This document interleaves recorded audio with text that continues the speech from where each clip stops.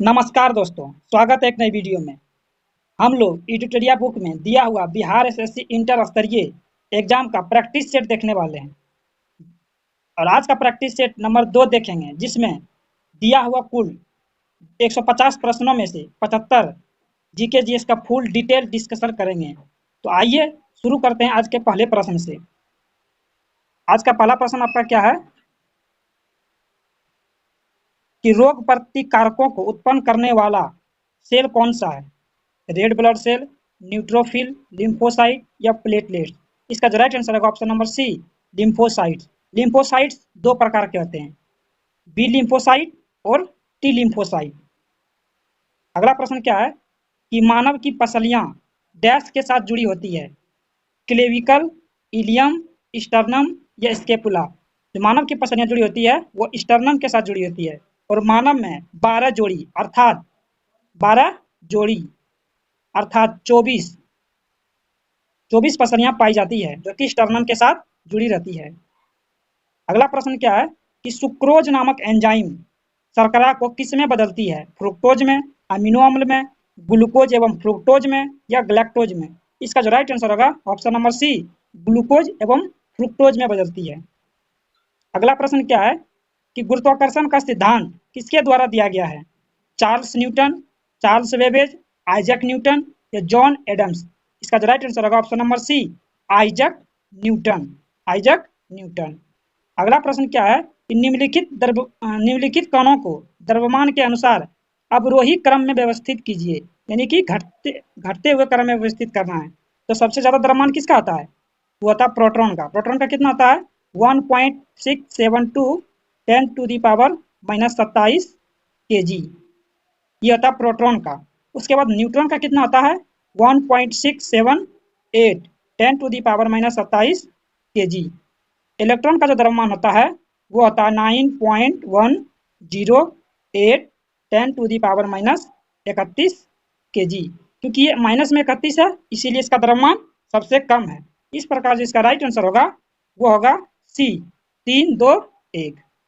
अगला प्रश्न क्या है कि सौर विकिरण की सबसे महत्वपूर्ण भूमिका है कार्बन चक्र में, हाइड्रोजन चक्र में, जल चक्र में या नाइट्रोजन चक्र में? इसका जो राइट आंसर होगा ऑप्शन नंबर सी, जल चक्र में। अगला प्रश्न क्या है कि सूची 1 को सूची 2 से मिलान कीजिए। क्या? त्वचा कैंसर। तो त्वचा कैंसर किससे होता है? तो होता है परावैंगनी प्रकाश से। ध्वनि प्रदूषण, ध्वनि प्रदूषण को किस में मापते हैं? डेसिबल में। वैश्विक तापमान, वैश्विक तापमान कैसे बढ़ता है? तो वो कार्बन डाइऑक्साइड से बढ़ता है। और डी में क्या है कि ओजोन छिद्र, ये किससे होता है? सीएफसी, क्लोरोफ्लोरोकार्बन से। इस प्रकार जिसका राइट आंसर होगा वो होगा ऑप्शन नंबर बी। अगला प्रश्न क्या है कि निम्नलिखित में से कौन सा एक यशद पुष्प यानी फिलोस्फर उल कहलाता है? Zinc bromide, zinc nitrate, zinc oxide या जिंक क्लोराइड? इसका जो राइट आंसर होगा वो होगा जिंक ऑक्साइड। अब जिंक ऑक्साइड का फॉर्मूला क्या आता है? तो ZnO। अगला प्रश्न आपका क्या है कि शुष्क सेल बैटरी में निम्नलिखित में से किनका विद्युत अपघट्यों के रूप में प्रयोग होता है? तो किसका प्रयोग करते हैं? तो हम लोग करते हैं अमोनियम क्लोराइड और zinc chloride, sodium chloride, calcium chloride, magnesium chloride और जिंक क्लोराइड, अमोनियम क्लोराइड और कैल्शियम क्लोराइड।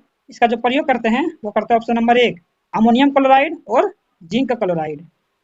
अगला प्रश्न क्या है कि 86 डिग्री फ़ारेनहाइट का सेल्सियस में मान बताइए। तो इसका फार्मूला आता है C/5 बराबर F-32/9। अब F का जगह मान रख दीजिए। F के जब जगह मान रखेंगे तो क्या हो जाएगा? C/5 बराबर F के जगह मान रखेंगे 86 माइनस 32/9। जब इसको हल करेंगे तो ये 4, 5 बाय आ जाएगा 9, इसको कटाएंगे तो 6, सी का मान आ जाएगा 30 डिग्री सेल्सियस। इस प्रकार जो राइट आंसर होगा ऑप्शन नंबर बी। अगला प्रश्न क्या है कि लेजर का उपयोग किसमें नहीं होता है? होलोग्राफी में, कैंसर चिकित्सा में, सीडी, डीवीडी, स्कैनर एवं प्रिंटर में या एटॉमिक रिएक्टर में? तो लेजर का जो प्रयोग करते हैं वो एटॉमिक रिएक्टर में नहीं किया जाता है। अब लेजर का फुल फॉर्म क्या होता है? Light amplification stimulated emission of radiation होता है। अगला प्रश्न क्या है कि निम्नलिखित में से कौन सा बहुलक एक थर्मोप्लास्टिक नहीं है? थर्मोप्लास्टिक नहीं है, वो है नियोप्रीन। बाकी पॉलीथीन थर्मोप्लास्टिक है, पॉलीस्टीरीन थर्मोप्लास्टिक है, टेफ्लॉन भी क्या है, थर्मोप्लास्टिक है, जबकि नियोप्रीन थर्मोप्लास्टिक नहीं है। अगला प्रश्न क्या है कि निम्नलिखित में से कौन सा रक्त के हीमोग्लोबिन के साथ अनुत्क्रमणीय संश्लेषित बनाता है? कार्बन डाइऑक्साइड, शुद्ध nitrogen gas, carbon monoxide, carbon dioxide और हीलियम का मिश्रण। जो रक्त के हीमोग्लोबिन के साथ अनुत्क्रमणीय संश्लेषित बनाता है वो बनाता है carbon monoxide. Option number C, इसका फॉर्मूला आता है CO, कार्बन मोनोऑक्साइड। अगला प्रश्न क्या है कि मानव मस्तिष्क में स्मरण क्षमता कहाँ होती है, यानी सोचने की क्षमता कहाँ होती है? मेडुला ऑब्लांगेटा में, ब्रेन केविटी में, सेरिबेलम में या सेरिब्रम? इसका जो राइट आंसर होगा वो option number B, cerebrum. Cerebrum मस्तिष्क का सबसे बड़ा भाग होता है तथा यह ऐच्छिक क्रियाओं, स्मरण क्षमता आदि को नियंत्रित करता है। अगला प्रश्न क्या है कि निम्नलिखित पादपों में किसका संग्रह अंग तना नहीं है? गन्ना का, अदरक का, आलू का या शकरकंद का? देखिए इसका जो राइट आंसर होगा ऑप्शन नंबर सी, शकरकंद। बाकी बात गन्ना का, आलू का और अदरक का, ये सब तना का संग्रह है, जबकि शकरकंद का नहीं है क्योंकि ये किसका है, यह है जड़ का। अगला प्रश्न क्या है कि समान दृष्टि के लिए निम्नलिखित में से कौन सा विटामिन आवश्यक है? फोलिक अम्ल, राइबोफ्लेविन, नियासिन या रेटिनॉल? समान दृष्टि के लिए विटामिन ए की आवश्यकता होती है। विटामिन ए का रासायनिक नाम यहाँ दिया हुआ रेटिनॉल। इसका जो राइट आंसर होगा वो होगा ऑप्शन नंबर डी, रेटिनॉल। अब विटामिन ए को क्या कहते हैं हम लोग, संक्रमण रोधी विटामिन भी कहा जाता है। इसका प्रमुख स्रोत क्या है? दूध, मक्खन, अंडा, मछली का तेल और गाजर। सबसे ज्यादा जो विटामिन पाया जाता है वो पाया जाता है गाजर में। अगला प्रश्न क्या है कि पुष्प के किस भाग से केसर प्राप्त होती है? पंखुड़ी से, वर्तिका से, परागकोश से या परागकण से? जो पुष्प के जो केसर प्राप्त होता है वो वर्तिकाग्र और वर्तिका से। Option number B.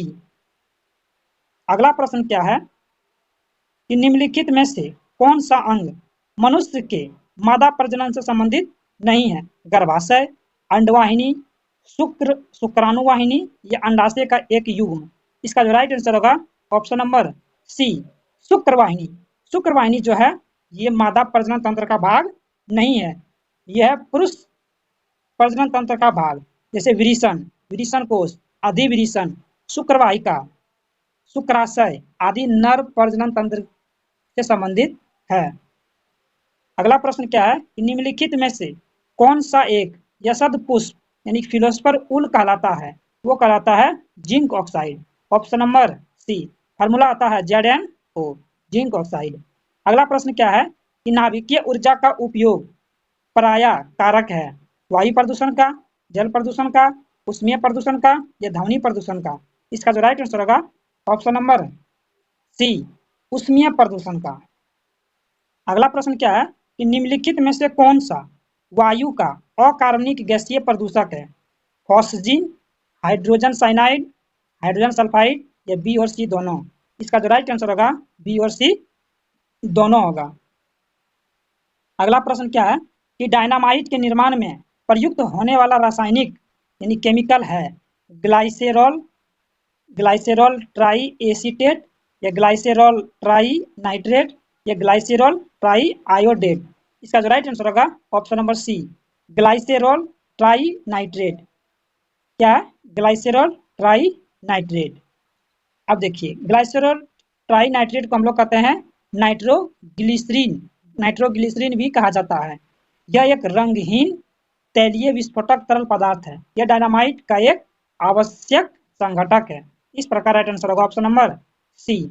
अगला प्रश्न क्या है कि बच्चे के जन्म लेने के बाद कौन सा टीका लगाया जाता है? चेचक का, हेपेटाइटिस बी का या पोलियो का? जो बच्चे के जन्म के समय हम लगाते हैं वो लगाते हैं हेपेटाइटिस बी का। हेपेटाइटिस बी जो है ये क्या है कि विषाणु द्वारा होने वाला रोग है और ये क्या करता है कि यकृत को प्रभावित करता है। अब चेचक, चेचक किससे होता है? वो होता है वेरियोला विषाणु से होता है, जो शरीर पर लाल लाल दाने पड़ जाता है। अब चेचक, चेचक के टीका की खोज एडवर्ड जेनर ने किया था और पोलियो वैक्सीन की खोज जॉन सल्क ने किया था, जबकि पोलियो ड्रॉप की खोज साबिन ने की थी। अगला प्रश्न क्या है कि अति चालक का लक्षण है उच्च पारगम्यता, निम्न पारगम्यता, शून्य पारगम्यता या अनंत पारगम्यता। इसका जो राइट आंसर होगा ऑप्शन नंबर सी, शून्य पारगम्यता। अगला प्रश्न क्या है कि निम्नलिखित में से कौन सा तत्व परमाणु ईंधन की श्रेणी में नहीं आता है? कैडमियम, थोरियम, प्लूटोनियम या यूरेनियम। इसका जो राइट आंसर होगा वो होगा ऑप्शन नंबर एक, कैडमियम। सभी रेडियो एक्टिव पदार्थ का परमाणु ईंधन के रूप में प्रयोग किया जाता है। कैडमियम रेडियो एक्टिव पदार्थ नहीं है, अतः परमाणु ईंधन की श्रेणी में नहीं आता है। लेकिन हाँ, कैडमियम की छड़ परमाणु रिएक्टर में न्यूट्रॉन मंदक के रूप में प्रयोग किया जाता है। इस प्रकार इसका राइट आंसर होगा ऑप्शन नंबर एक। अगला प्रश्न क्या है कि वज्जी संघ का वर्णन किस पुस्तक में मिलता है? मध्यम निकाय, अंगुत्तर निकाय, दीर्घ निकाय या विनय पिटक। इसका जो राइट आंसर होगा वो होगा दीर्घ निकाय। अब दीर्घ निकाय किससे संबंधित है? ये संबंधित है बौद्ध धर्म से। किससे संबंधित है? बौद्ध धर्म से। अगला प्रश्न क्या है कि जोते हुए खेत का प्रमाण सिंधु सभ्यता के किस स्थान से मिला है? कालीबंगा से, बनावाली से, लोथल से या आलमगीरपुर से। इसका जो राइट आंसर होगा ऑप्शन नंबर एक, आलमगीर, कालीबंगा से। कालीबंगा राजस्थान के हनुमानगढ़ जिले में घग्गर नदी के तट पर स्थित है। कालीबंगा, अब कालीबंगा का शाब्दिक अर्थ क्या होता है? काले रंग की चूड़ी। क्या होती है? काले रंग की चूड़ी। और जुते हुए खेत और नक्काशीदार ईंटों के प्रयोग का साक्ष्य कालीबंगा से मिला है। अगला प्रश्न क्या है कि गुप्त काल में भूमि राजस्व की दर क्या थी? 1/3 भाग, 1/4 भाग, 1/6 भाग, 1/8 भाग। इसका जो राइट आंसर होगा ऑप्शन नंबर सी, 1/6 भाग। अगला प्रश्न है कि कालाशोक कौन से वंश के शासक थे? शिशुनाग वंश के, मौर्य वंश के, नंद वंश के या हर्यक वंश के। इसका जो राइट आंसर होगा वो होगा ऑप्शन नंबर एक, शिशुनाग वंश के। कालाशोक शिशुनाग वंश का शासक था। और शिशुनाग वंश का अंतिम शासक कौन था? वो था नंदी वर्धन। अगला प्रश्न क्या है कि मीर कासिम ने अपनी राजधानी मुर्शिदाबाद से कहाँ स्थानांतरित की थी? मुंगेर, लखनौती, बर्दवान या मिदनापुर। इसका राइट आंसर होगा ऑप्शन नंबर एक, मुंगेर स्थानांतरित की थी। मुंगेर का पुराना नाम क्या है? मुगदलपुर। मुगदलपुर। अब बंगाल, बंगाल की राजधानी का क्रम क्या है? तो ढाका, ढाका है, मुर्शिदाबाद है और मुंगेर है। ये तीनों क्या है? बंगाल की राजधानी है। अगला प्रश्न है कि दिल्ली के लाल किले में मोती मस्जिद का निर्माण किसने करवाया था? बहादुर शाह द्वितीय, शाहजहां, औरंगजेब या जहांगीर शाह। इसका राइट आंसर होगा ऑप्शन नंबर सी, औरंगजेब। और बीबी का मकबरा महाराष्ट्र के औरंगाबाद में औरंगजेब ने अपनी बेगम दिलराम बनो बेगम की याद में बीबी का मकबरा बनवाया था। और बीबी का मकबरा को ही द्वितीय ताजमहल भी कहा जाता है। अगला प्रश्न क्या है कि स्वराज दल की स्थापना बिहार में किसने की थी? बंकिम चंद्र मिश्र ने, श्री कृष्ण सिंह ने या रामलाल साहनी, इनमें से कोई नहीं। इसका राइट आंसर होगा option number B, Shri Krishna Singh ने। श्री कृष्ण सिंह। बिहार में स्वराज की स्थापना श्री कृष्ण सिंह द्वारा की गई थी। अगला प्रश्न क्या है कि दिल्ली में किस सुल्तान ने स्वयं को नायब ए खुदाई कहा था? इल्तुतमिश, अलाउद्दीन खिलजी, बलबन या गयासुद्दीन तुगलक। किसने कहा था? वो कहा था बलबन ने। किसने कहा था? बलबन ने। बलबन ने स्वयं को पृथ्वी पर ईश्वर का प्रतिनिधि और प्रतिछाया घोषित किया था। इसके बाद उसने खुद को नायब ए खुदाई कहा था। बलबन ने रक्त और लोह नीति का प्रतिपादन किया था। बलबन ने नवरोज का त्यौहार, सिजदा और पेगोस प्रथा को भी लागू किया था। अगला प्रश्न क्या है कि प्रथम विश्व युद्ध किस वर्ष शुरू हुआ था? 1845 ईस्वी में, 1914 ईस्वी में, 1714 में या 1945 में। अब देखिए प्रथम विश्व युद्ध की शुरुआत कब हुई थी? 28 जुलाई 1914 से 11 नवंबर 1918 ईस्वी तक चला था। इस युद्ध को हम लोग महान युद्ध के नाम से भी जाना जाता है। इस प्रकार इसका राइट आंसर होगा ऑप्शन नंबर बी। अगला प्रश्न क्या है कि आत्मीय सभा की स्थापना किसने की थी? स्वामी दयानंद सरस्वती ने, स्वामी विवेकानंद ने या महात्मा ज्योतिराव फुले ने या राजा राम मोहन राय ने। इसका जो राइट आंसर होगा ऑप्शन नंबर डी, राजा राम मोहन राय ने किया था। राजा राम मोहन राय को राजा की उपाधि किसने दिया था? तो अकबर द्वितीय ने दिया था। और राजा राम मोहन राय को भारतीय पुनर्जागरण का पिता भी कहा जाता है। अगला प्रश्न क्या है कि भारत का प्रथम गवर्नर जनरल कौन था? Lord Dalhousie, Robert Clive, Warren Hastings या लॉर्ड विलियम बेंटिक? इसका जो राइट आंसर होगा option number D, Lord William Bentinck. भारत का अंतिम वायसराय तथा स्वतंत्र भारत का प्रथम गवर्नर जनरल कौन था? वह था लॉर्ड माउंट बेटन। स्वतंत्र भारत का अंतिम गवर्नर जनरल तथा प्रथम भारतीय गवर्नर जनरल कौन था? चक्रवर्ती राजगोपालाचारी। भारत का अंतिम गवर्नर जनरल तथा प्रथम वायसराय कौन था? वह था कैनिंग। अगला प्रश्न क्या है कि मैं समाजवादी और गणतंत्रवादी हूँ, यह कांग्रेस के एक अधिवेशन में अपने अध्यक्षीय भाषण में किसने कहा था? जवाहरलाल नेहरू, सुभाष चंद्र बोस, गोपाल कृष्ण गोखले या राजेंद्र प्रसाद? इसका जो राइट आंसर होगा ऑप्शन नंबर एक, जवाहरलाल नेहरू। पंडित जवाहरलाल नेहरू भारत के प्रथम प्रधानमंत्री थे। अगला प्रश्न क्या है कि राज्य चुनाव आयोग द्वारा पंचायत चुनाव जिस अनुच्छेद के तहत संचालित व नियंत्रित होता है उसका उल्लेख है, उसका उल्लेख किस अनुच्छेद में है? तो वह है अनुच्छेद 243 के, ऑप्शन नंबर एक। अब देखिए पंचायतों के लेखा का अकेंक्षण जो है वह है आर्टिकल 243 का जे में है। एक क्या है कि वित्तीय स्थिति की समीक्षा के लिए वित्त आयोग का गठन जो करता है वो आर्टिकल 243 का आई में करता है, 243 का आई। पंचायतों का चुनाव है ये 243 का के में। इसका राइट आंसर होगा ऑप्शन नंबर एक। अगला प्रश्न क्या है कि भारत का राष्ट्रपति कितनी बार पुनः चुनाव के लिए पात्र होता है? एक बार, दो बार, तीन बार या कितनी भी बार? तो ये इसका राइट आंसर होगा कितनी भी बार हो सकता है। राष्ट्रपति अधिकतम कितनी बार भी पद पर रह सकते हैं, इसकी कोई सीमा तय नहीं है।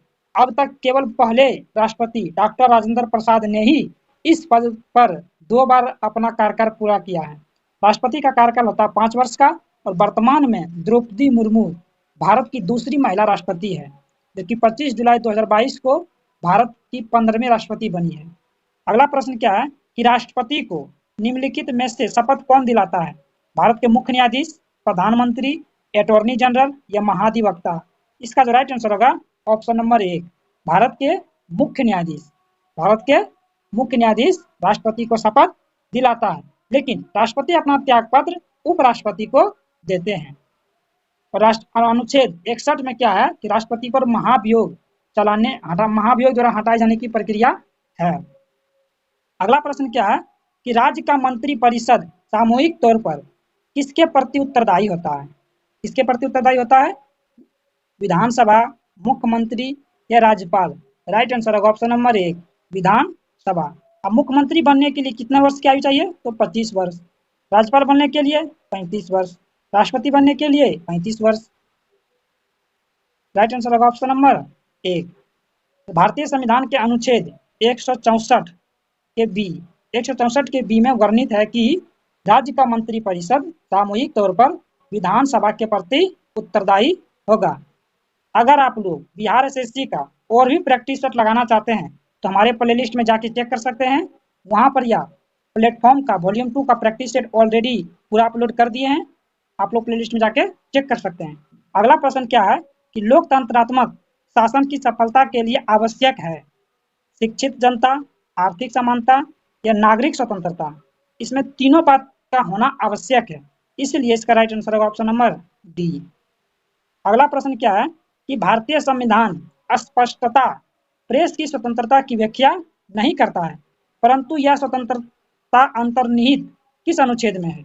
अनुच्छेद 19 के ए में, 19 के बी में या 19 के सी में या 19 के डी में? इसका जो राइट आंसर होगा ऑप्शन नंबर एक, 19 के ए में।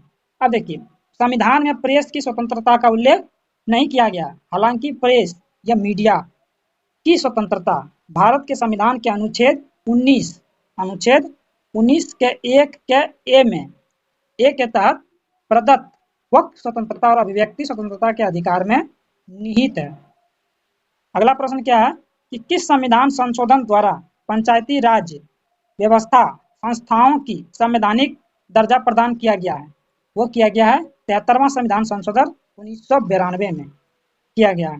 पीवी नरसिम्हा राव के प्रयास से 1992 में संसद द्वारा पारित 73वां संविधान संशोधन को मंजूरी मिली थी और इसके तहत भाग 9 में अनुच्छेद 243 के क से 243 9 जोड़ा गया है 73वां संविधान संशोधन के तहत। अगला प्रश्न क्या है, किस संविधान संशोधन द्वारा मतदान की आयु 21 वर्ष से घटाकर 18 वर्ष कर दी गई है? 61वां संविधान संशोधन 1989 के द्वारा, या 55वां संविधान संशोधन 1986 के द्वारा, या 73वां संविधान संशोधन 1992 के द्वारा, या 84वां संविधान संशोधन 2002 के द्वारा। इसका जो राइट आंसर होगा ऑप्शन नंबर 1, 61वां संविधान संशोधन 1989 के द्वारा। अब ये क्या है कि 55वां संविधान संशोधन, इसके द्वारा क्या क्या है कि अरुणाचल प्रदेश को राज्य का दर्जा दिया गया है। और क्या ये बोल रहा है कि 73वां संविधान संशोधन 1992, इसके तहत पंचायती राज्य को संवैधानिक दर्जा दिया गया है। और 84वां संविधान संशोधन 2002 लोकसभा एवं विधानसभा का परिसीमन किया गया है। अगला प्रश्न क्या है कि सौर मंडल का प्रधान आकाशीय पिंड कौन सा है? तो जिसका राइट आंसर होगा ऑप्शन नंबर सी, सूर्य। क्या होगा? सूर्य। हमारे सौर मंडल में कितने ग्रह हैं? तो वो है 8 ग्रह, बुध, शुक्र, पृथ्वी, मंगल, बृहस्पति, शनि, अरुण, वरुण। ये तो 8 ग्रह हुए। इसके अतिरिक्त 3 ठो उपग्रह भी हैं, सेरस, प्लूटो और एरिस। अगला प्रश्न क्या है कि दक्षिण गोलार्ध में सबसे बड़ा दिन होता है? सबसे बड़ा दिन कब होता है? 22 दिसंबर को, 23 सितंबर को, 21 जून को, या 21 मार्च को। इसका जो राइट आंसर होगा ऑप्शन नंबर 1, 22 दिसंबर को। क्या? 22 दिसंबर को सबसे बड़ा दिन होता है। अगला प्रश्न क्या है कि भारतीय हिमालय क्षेत्र की सबसे ऊंची चोटी कौन सी है? तो भारत में स्थित हिमालय की सबसे ऊंची चोटी है कंचनजंगा, जो कि किस राज्य में पड़ती है? ये सिक्किम और नेपाल की सीमा पर है। अब कंचनजंगा की ऊंचाई कितना है? वह 85-98 मीटर, 85-98 मीटर है। और विश्व की सबसे ऊंची चोटी माउंट एवरेस्ट, जिसकी ऊंचाई कितना है? 48.86 मीटर। ये विश्व में और ये भारत में है। अगला प्रश्न क्या है कि बिहार में 2001 से 11 के दौरान जनसंख्या वृद्धि दर कितनी है? जो वृद्धि दर है वो है आपका 25.4%। जनसंख्या वृद्धि दर है 25.4%। जनसंख्या घनत्व है 1106 व्यक्ति प्रति किलोमीटर। लिंगानुपात कितना है? तो 918। 918 क्या? लिंगानुपात। साक्षरता दर, बिहार में साक्षरता दर 2011 की जनगणना के अनुसार 61.8% है। कितना है? 61.8%। इसी में अगर पूछ लेगा कि मेल का कितना यानी कि पुरुष का कितना है, तो 71.2%। फीमेल का कितना है? तो 51.5%। अगला प्रश्न क्या है कि विश्व का सबसे बड़ा द्वीप कौन सा है? तो विश्व का सबसे बड़ा द्वीप है Greenland. Option number C, Greenland जो है अंटार्कटिक महासागर में अवस्थित है। ग्रीनलैंड का जो क्षेत्रफल है वो है 21,75,000 वर्ग किलोमीटर है। अगला प्रश्न क्या है कि तमिलनाडु में जाड़ों में वर्षा क्यों होती है? ये वर्षा होती है उत्तर पूर्व मानसून के कारण तमिलनाडु में वर्षा होती है। अगला प्रश्न क्या है कि विश्व में ताजे पानी की सबसे बड़ी झील है? वह विक्टोरिया झील, मिशिगन झील, वुलर झील या सुपीरियर झील। इसका जो राइट आंसर होगा ऑप्शन नंबर डी, सुपीरियर झील। दुनिया की सबसे बड़ी ताजे पानी की झील लेक सुपीरियर है। ये उत्तरी अमेरिका और कनाडा की सीमा पर अवस्थित है। आप लोग से रिक्वेस्ट है कि वीडियो पूरा देखें, तभी कुछ फायदा होने वाला है। आधा वीडियो देखने से कुछ फायदा नहीं होगा। फुल वीडियो देखिएगा तब कॉन्फिडेंस भी आएगा। अगला प्रश्न क्या है कि किस समिति ने प्रतिस्पर्धा अधिनियम 2002 को अधिनियमित करने का सुझाव दिया? विजय कलेकर समिति, रंगराजन समिति या SVS राघवन समिति।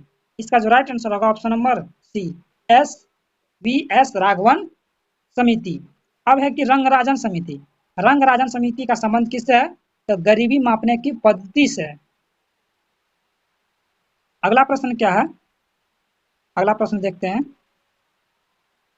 कि गरीबी रेखा का निर्धारण करने के लिए कौन सा संगठन सर्वेक्षण करता है? सर्वेक्षण करता है वो करता है NSSO।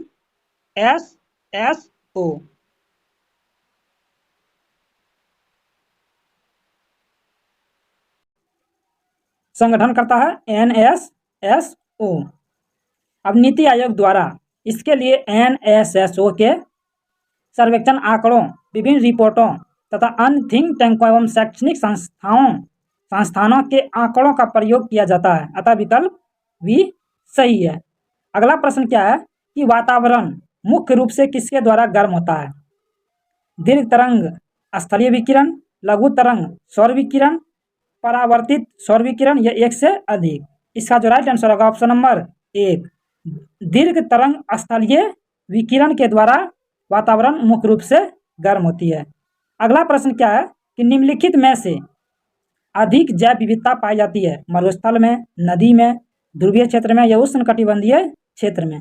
इसका जो राइट आंसर होगा ऑप्शन नंबर डी, उष्णकटिबंधीय क्षेत्र में अधिक जैव विविधता पाई जाती है। अगला प्रश्न क्या है कि पारिस्थितिकी तंत्र में क्या शामिल होता है? पारिस्थितिकी तंत्र में कोई भी विद्यमान समुदाय, उसका परिवेश, यही शामिल होता है, ऑप्शन नंबर सी। अगला प्रश्न क्या है कि पारिस्थितिकी विज्ञान केंद्र कहाँ स्थित है? पारिस्थितिकी विज्ञान केंद्र है वह है बेंगलुरु में, ऑप्शन नंबर सी। अगला प्रश्न क्या है कि वातावरण मुख्य रूप से किसके द्वारा गर्म होता है? यह आगे भी क्वेश्चन था, जिसका राइट आंसर होगा ऑप्शन नंबर 1, दीर्घ तरंग स्थलीय विकिरण।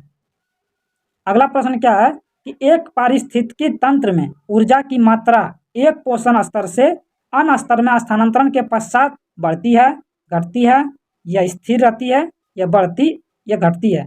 इसका जो राइट आंसर होगा ऑप्शन नंबर बी, घटती है। अगला प्रश्न क्या है कि यूरोप में पिरेनीज पर्वत श्रृंखला किन दो देशों को अलग करती है? स्पेन और फ्रांस, स्पेन और पुर्तगाल, फ्रांस और जर्मनी, जर्मनी और स्विट्जरलैंड।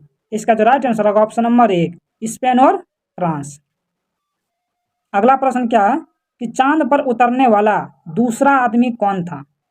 पहला आदमी था आपका नील आर्मस्ट्रॉन्ग, पहला आदमी कौन था? Neil Armstrong. जबकि दूसरा आदमी कौन था? दूसरा आदमी वो था एडवर्ड बज एलिड्रॉन, ऑप्शन नंबर सी, पहला था नील आर्मस्ट्रॉन्ग।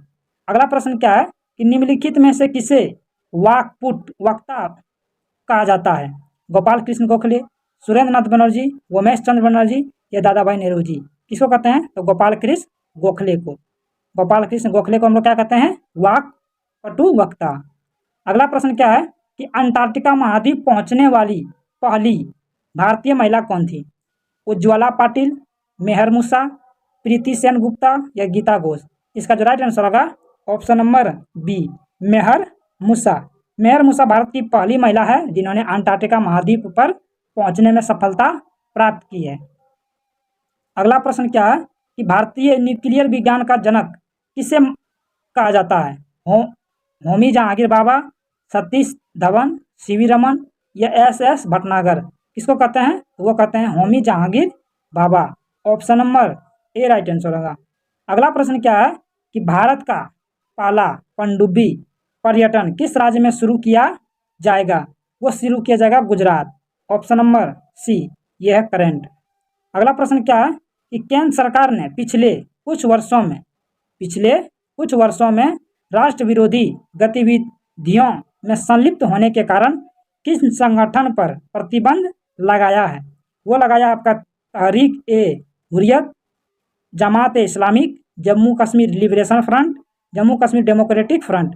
इसका जो राइट आंसर होगा ऑप्शन नंबर डी, चारों हो जाएगा, ऑप्शन नंबर डी।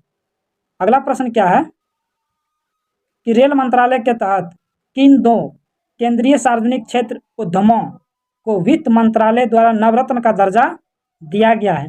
ये दिया गया आपका IRCON और RITES लिमिटेड, दोनों को क्या मिला है? नवरत्न का दर्जा दिया गया है। ये दर्जा कौन देते हैं? तो ये देते हैं आपका वित्त मंत्रालय के द्वारा दर्जा दिया जाता है, उन्हीं ने ही ये दर्जा दिया है। अगला प्रश्न क्या है कि हाल ही में किस राज्य में हर जिले में ड्रोन पुलिस यूनिट की स्थापना होगी? बिहार, झारखंड, मध्य प्रदेश, बिहार या उत्तर प्रदेश? इसका जो राइट आंसर होगा ऑप्शन नंबर सी, बिहार में होगा। इससे क्या होगा? देखिए, मिशन सुरक्षा का मुख्य उद्देश्य दियारा एवं पहाड़ी क्षेत्रों में होने वाले अवैध कारोबार जैसे कि शराब निर्माण, अवैध आग्नेय शास्त्र निर्माण, अफीम की खेती आदि अपराध नियंत्रण एवं एक साथ ही यातायात नियंत्रण एवं विधि व्यवस्था बनाए रखने में है। अगला प्रश्न क्या है कि वर्ष 2030 फीफा विश्व कप में कितने महाद्वीपों में आयोजित किए जाएंगे? वो किए जाएंगे 3। ऑप्शन नंबर सी 3 महाद्वीप। कौन कौन सा है? अफ्रीका, यूरोप और दक्षिण अमेरिका। और 6 देशों में अर्जेंटीना, मोरक्को, पराग्वे, पुर्तगाल, स्पेन, उरुग्वे में किया जाएगा। अगला प्रश्न क्या है कि निम्नलिखित में से किस व्यक्ति को जलवायु परिवर्तन के क्षेत्र में स्पिनोजा पुरस्कार 2023 प्रदान किया गया है? वो किया गया है प्रोफेसर डॉक्टर ज्योति गुप्ता का। Option number B right answer होगा। अगला प्रश्न क्या है कि a mission investigation at the rate 75 किस राज्य द्वारा लॉन्च किया गया है, जिसका उद्देश्य 75 दिन में सभी FIR जांच पूरी करना है? वो किया गया है बिहार राज्य के द्वारा। Option number 1। अगला प्रश्न क्या है कि वर्ष 2023 में एशियाई खेलों में भारत ने कितने पदक जीते हैं? कितने पदक जीते हैं? वो जीता गया 107। Option number C. अगला प्रश्न क्या है? अगला प्रश्न देख सकते हैं कि वर्ष 2023 के नोबेल अर्थशास्त्र पुरस्कार से किसे सम्मानित किया गया है? तो वो किया गया केटलिन कारिको, जॉन फसे, क्लोडियन गोल्डिन, इनमें से कोई नहीं। तो option number C Claudia Goldin. Option number C को नोबेल अर्थशास्त्र पुरस्कार 2023 के लिए सम्मानित किया गया है। अगला प्रश्न क्या है कि ऑपरेशन आयरन स्क्वाड निम्नलिखित में से किस देश द्वारा शुरू किया गया है? इजराइल, अमेरिका, यूक्रेन या रूस? इसका जो राइट आंसर होगा ऑप्शन नंबर 1 इजराइल के द्वारा। आज हमारा जीके जीएस यहीं समाप्त होता है। आगे आपका मैथ रीजनिंग का क्वेश्चन है, देख सकते हैं आपका मैथ रीजनिंग का है। अगर इसका PDF प्राप्त करना चाहते हैं तो आप हमारे टेलीग्राम चैनल से जुड़ें। ये था बिहार SSC इंटर स्तरीय एडिटोरिया का प्रैक्टिस सेट। वीडियो अच्छा लगे तो लाइक, शेयर एंड सब्सक्राइब कर दीजिएगा। धन्यवाद।